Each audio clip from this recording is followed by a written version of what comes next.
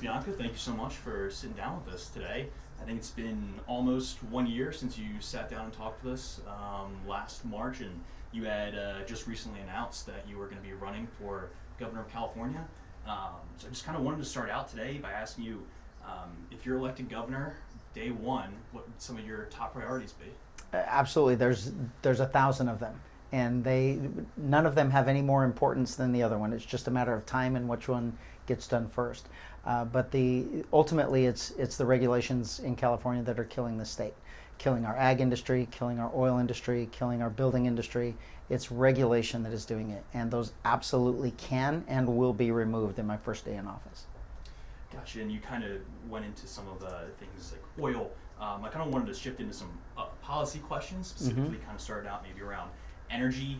We have a viewer question surrounded by gas prices. I know that's been kind of a hot button ticket, especially in California, with gas prices being as high as they are.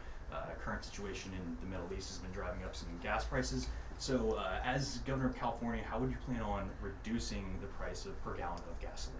Yeah, that's easy. I mean, it is 100% easy, and the governor could do it today if he wanted to. He doesn't want to. I do. I'm removing the regulations on California oil. We will absolutely be oil independent in this state. Kern County is going to supply us with the oil that we need to be oil independent. It's that simple. Right now we're importing 80% of our oil from other countries. Why would we do that? We have it here. It has to be drilled here. It has to be processed here into gasoline, and then you have the lowest price gasoline in the entire country. It's government that is stopping that from happening, and I'm just going to get out of the way of Californians who want it to be better. And kind of going off of that, as you were mentioning, Kern County oil is such a big industry here, but there's a lot of people around the county that feel that not enough digging or drilling has been done or is being done throughout the county. Could you kind of maybe elaborate more on that, what you would do in terms of oil or drilling within Kern County? Yeah, it is very, very, very simple. The state is preventing it from happening. The state prevents the permits. The state prevents, by regulation, prevents a new well from going in. It prevents the well from operating. It's regulation. And the governor has the power to remove those regulations. I do that on day one. The oil industry is going to thrive in California, particularly this county, like at no other time in our history. I am going to make California oil independent. We will never buy another drop of oil from any other place in the country or from outside the country. Yeah, so kind of going off of outside the country, and I've spoken to a lot of oil experts around the county, and when we import gasoline from places like Iraq or Syria, that's a lot of crude oil that's also very not great for the environment. So you're saying you'd use a lot of oil directly from Kern County. Would that also be helpful for environmental causes as well, for using our clean? Completely. We've been lied to for a long time.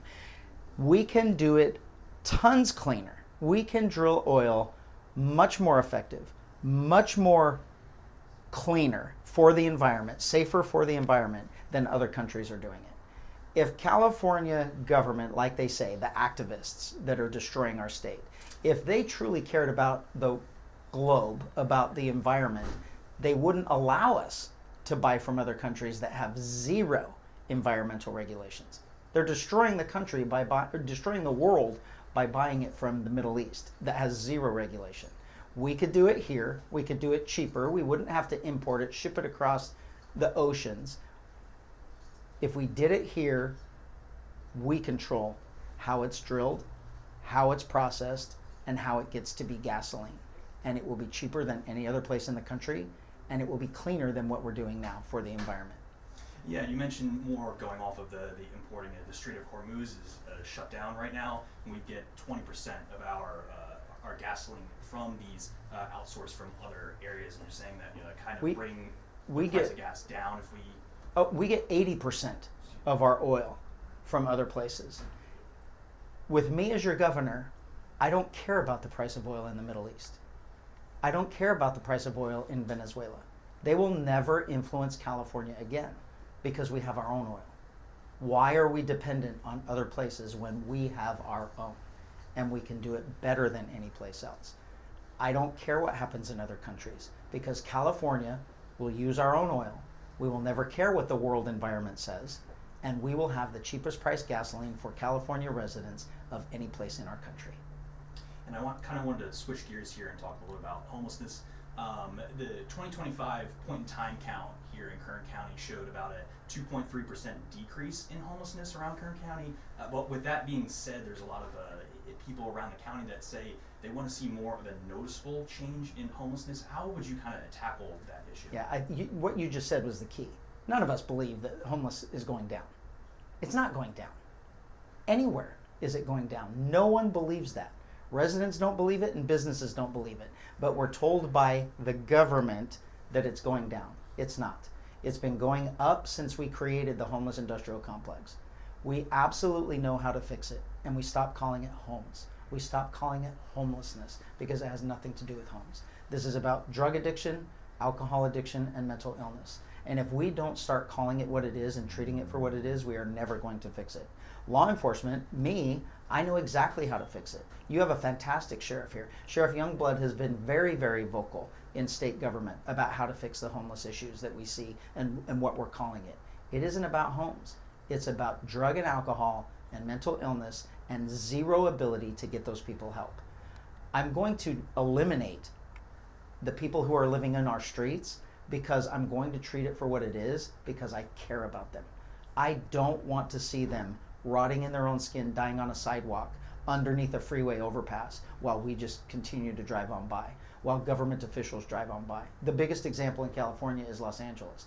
You have a mayor in Los Angeles, a complete failure of a mayor, who has 50 square blocks that she refers to as Skid Row and just brushes it off and says, oh, it's okay, it's Skid Row.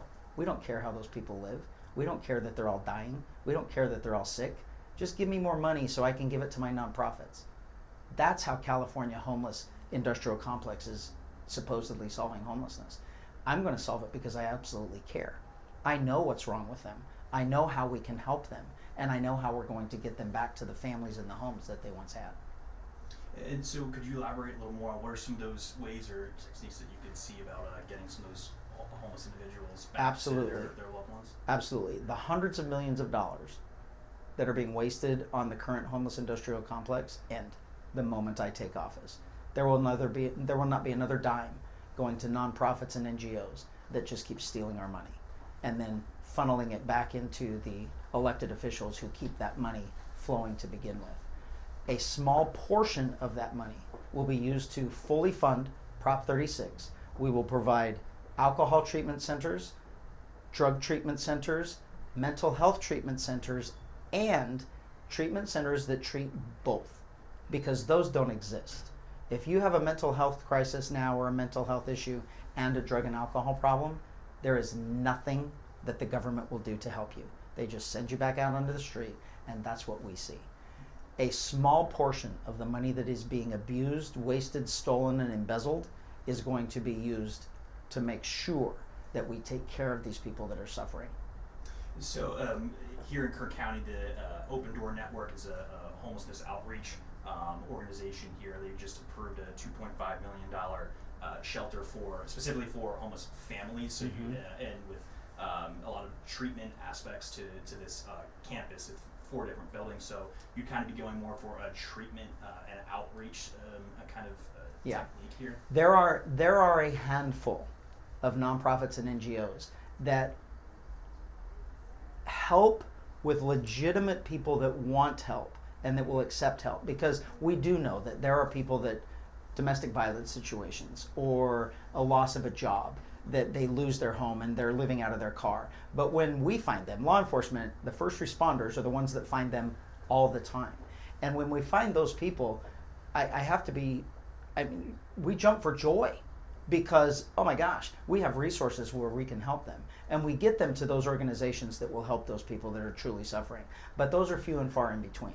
The ones that are claiming to help the people living on the street are not. The ones that we see suffering from psychosis, living in their tents, disheveled, living in filth, those are not just, they didn't just find themselves without a home.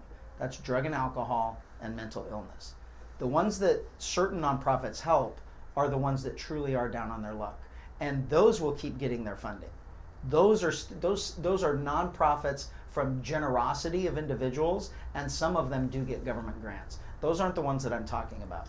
I'm talking about the massive NGOs that are getting mega millions of dollars, and that money goes one or two levels down for them to buy these massive buildings, provide lavish salaries, boats, yachts, and everything else that we know is happening, and then the money never reaches the people that they say they're helping. When someone gets $5 million and their success shows to that they helped 5 people, are we getting a benefit of California taxpayer dollars? Not even close. That's embezzlement, and those are going to be addressed. And kind of moving a little bit away off of policy, but you mentioned Sheriff Donnie Youngblood. I know he's endorsed you in your race. What does that kind of mean for you and your campaign? It means a lot to me. Not so much as my campaign. It means a lot to me as a sheriff, as a person, as a human, because the amount of respect that I have for him in what he has done in his career is immense. When I took over as sheriff of Riverside County and got into the sheriff organization in California, he was a huge mentor to me. I knew of his reputation. I knew what he had been doing. So a man of his caliber, a sheriff of his respect that he has built and that he has earned, for him to be alongside me and say that he has faith in me in making sure that I save the state, that means everything to me. And kind of moving into immigration now, it's obviously been a very hot button issue, especially over these past couple of weeks. Kern County here itself, there's a large immigrant population. How would you kind of look at tackling immigration here in California and Kern County? Yeah, we have to be honest about what it is. We have to be honest with the public. And we have to stop the government politics propaganda. Number one, sanctuary state policy has to go. Life was good before 2017 when they passed it. And the only place that you see anywhere across the country where there is any issues with immigration right now is sanctuary state cities and states, because they have created this environment as a purposeful way of dividing its residents. Sanctuary state policies were only created to prevent criminals from being deported. That's it. They don't protect anyone. They don't protect the immigrant community. They don't protect the people who are here legally. Nothing. It protects people who are here in the country illegally, who also victimize us and break our laws. That sanctuary state law was written to protect them. And that is wrong. And there is not anybody that gets explained the truth. There is no one that can rationally say they don't like that, or that, oh yeah, I support sanctuary state, because they don't. The people who are here illegally don't support it either, because they're being victimized by the criminals who keep getting out of jail that come back and victimize them while they're here. It's a horrific environment that's been government created, and the sanctuary state law in this state will absolutely be repealed one way or the other with me as your governor. I'm currently fighting it in court. We will win on unconstitutional grounds, or I will be your governor and we will end it. Gotcha. And you were also kind of talking on, you kind of also make sure you work some of your policies in towards immigration, but also help kind of protect some of these immigrant communities here. We have to get to the reality to realize that we must fix our immigration system, and that has nothing to do with California. The federal government has to fix the immigration system. We in California need a very robust worker program that we do not have. It's getting better, but it's not accommodating California. And we absolutely must make sure that the federal government changes its policies, its laws, and its rules to make sure that we are.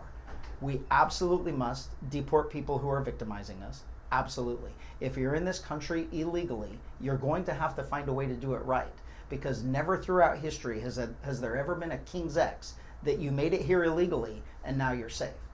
If you came into this country illegally, all throughout history, you knew that there was going to be an opportunity or a chance that you could be deported. You broke the law.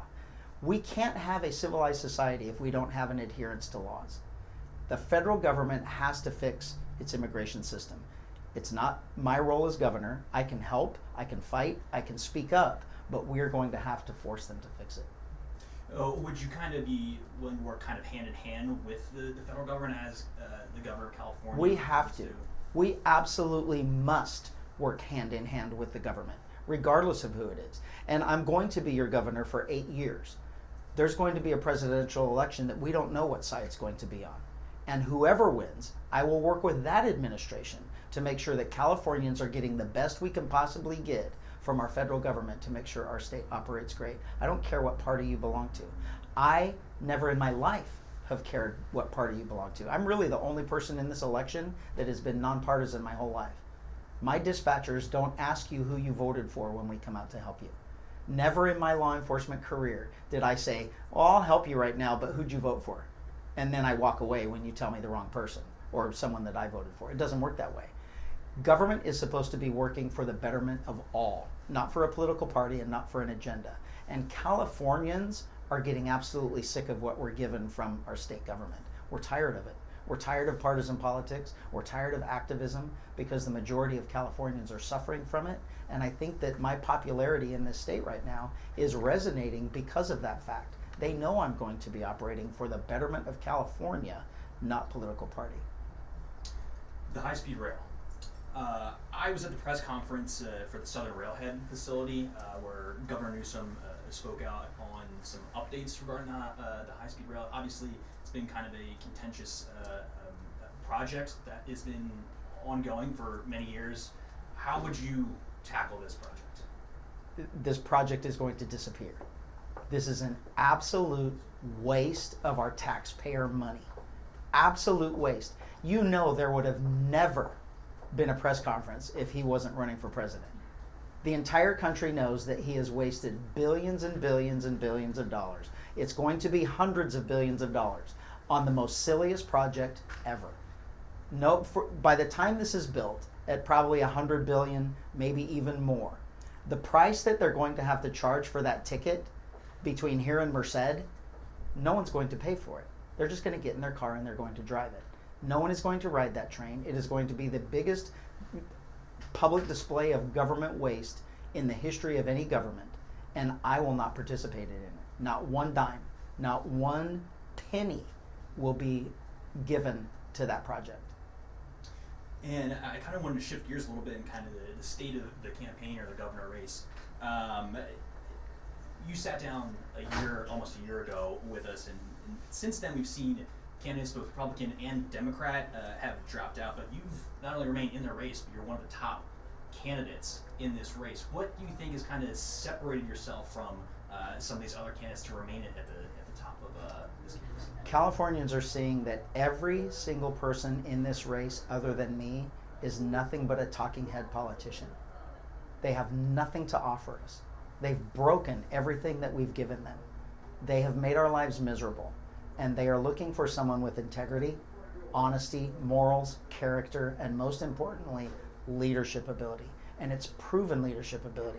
It's not a talking point. It's not me jumping up and down saying, look what I'm going to do for you. Let me make the Democrat side is just trying to convince everyone that they're running against Donald Trump. They're not. They're running against me, and they know it. They're raising money to fight me. The Republican side is doing everything they can to harm me in this campaign because they know they're not going to rise above me in this campaign. So I know I'm doing what's right. I know that we're doing the right thing for Californians. And it's because Californians don't trust politicians, they trust their sheriff. They know that their sheriff can do the right thing for everyone, not a special agenda, not a political agenda, ideological agenda, or a special interest. I'm going there for the right thing. We are learning that not only are we all suffering from crime in this state, crime is horrific in this state. It's not getting better. We all know it. And now we're learning that California is the most corrupt government in our country. Who better to send there than the ethical sheriff to make things right? People need to be held accountable for what they've done. And they're looking for someone that they can believe in and someone that they can trust. And that is a sheriff. That is not a politician, and it's not a Fox News host. And you mentioned fraud. Would you be looking into maybe possible fraud in the California government? It's not possible. We absolutely know there is fraud. We absolutely know. If you're paying attention, you know that all of that money is being stolen. It's not doing anything that it says it's going to do. Where is the $20 billion and we have nothing to show for the train to nowhere? Where is the $50 billion? Where has that gone to help the homeless industrial complex? There is waste, fraud, and abuse in every single aspect of California. Every single aspect of California government. And it absolutely needs to be stopped. And it's not going to stop until people are held accountable. I'm going in there with a gun badge and handcuffs still. And someone is going to get arrested. Multiple people are going to get arrested for victimizing us. People who have received that money and embezzled it, they're going to jail and prison for victimizing us. There is no King's X's. There is no, the government sponsored, so I'm okay and it's okay, nobody's going to look into it. We are going to make sure that people are held accountable. We have an absolute embarrassment to law enforcement as an attorney general. Hopefully we get rid of him in this election, but if not, I as the governor, the chief executive officer of this state, regardless of him being appointed, I get to control his agenda and his budget. And if he is going to continue to be an activist instead of a lawman looking out for Californians, I will completely defund DOJ. He will not get one single penny from government because he's using it fraudulently.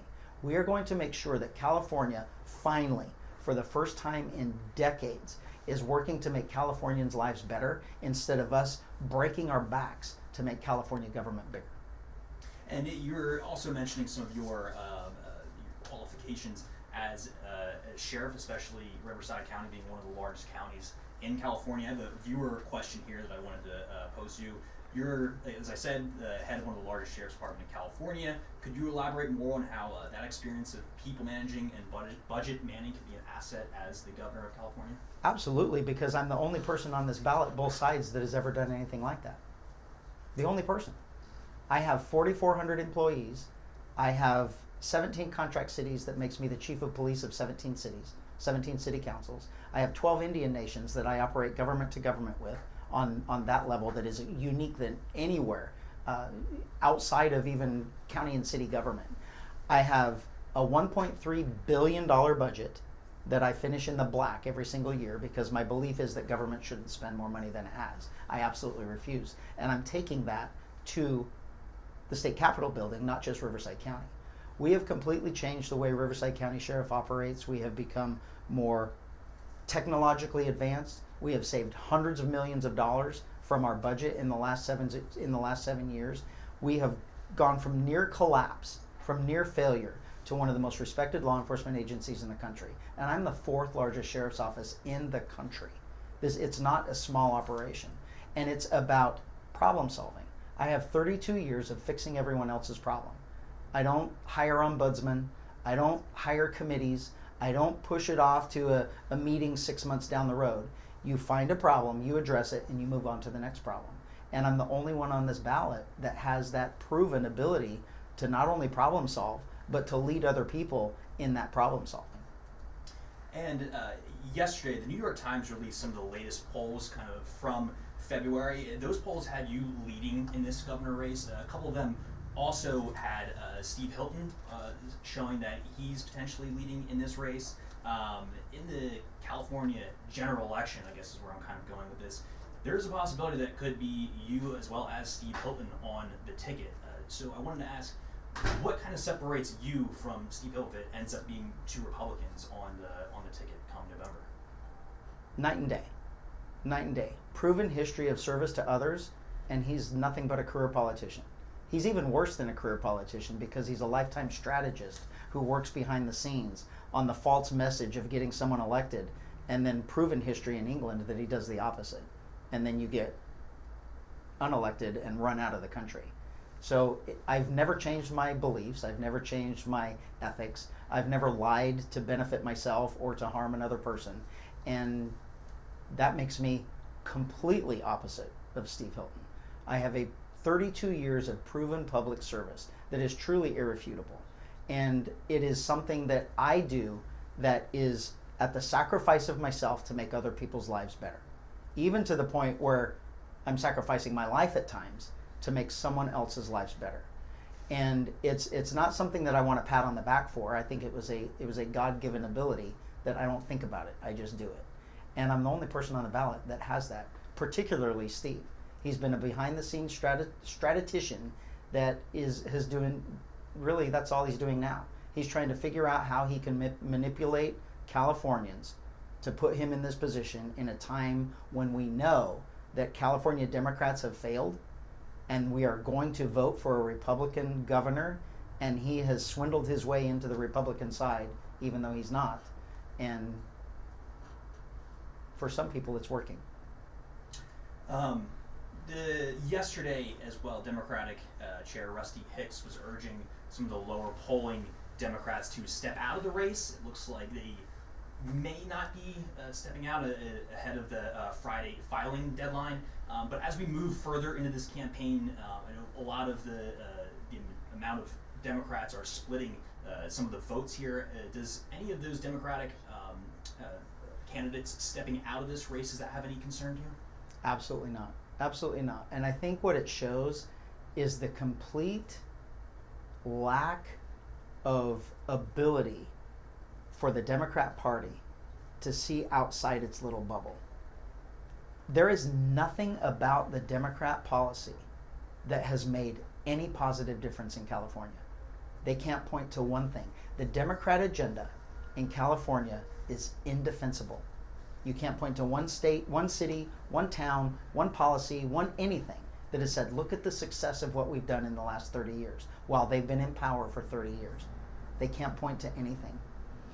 I find it almost comical that the leader of the Democrat Party wants other people to get out to try and save them instead of realizing that it's your policies that are killing your chances.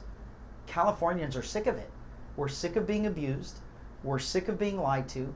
We're sick of policies that we can see are hurting, but our politicians, our elected officials won't change. And that's why I'm leading in these polls. That's why a poll of Bakersfield, or not Bakersfield, of Kern County, a poll of just Kern County, it was an unofficial poll, and it was done by a news organization, had me at 64%. Of all of the candidates running, 64% of Kern County was looking for me to lead them as in this governor position, because they know they're going to get what they see with me: leadership, integrity, honesty, and doing something for them instead of a special agenda.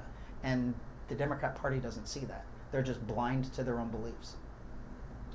Sure. Bianco, is there anything else you wanted to discuss today? No, I can just assure every single person in Kern County that Kern County is going to be the Silicon Valley of California, with its oil production and making us oil independent. And I can guarantee you that, especially this county, there is never going to be anyone that regrets their vote for me. Okay. All right. Well, thank you very much, Sheriff. That's So